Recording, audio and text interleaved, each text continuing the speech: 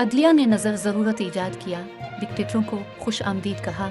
नवाज शरीफ साबिक़ वज़ीर आज़म और मुस्लिम लीग नून के कायद मियां मोहम्मद नवाज शरीफ ने अदलिया को तनक़ीद का निशाना बनाते हुए कहा है कि अदलिया ने नज़र ज़रूरत ईजाद किया, डिक्टेटरों को खुश आमदीद कहा। सोशल मीडिया पर बयान जारी करते हुए नवाज शरीफ ने कहा कि अदलिया ने आमिरियत को कानूनी जवाज़ और लाडले को सादिक और अमीन का सर्टिफिकेट दिया।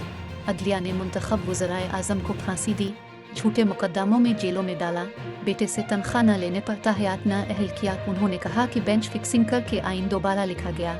बदकिस्मती से हमारा निज़ाम इंसाफ दुनिया में 140 में से 129 नंबर पर है। चंद मुअज़्ज़ज़ जज साहिबान बज़िद हैं कि हमने हर सूरत 140 नंबर पर ही पहुँचना है।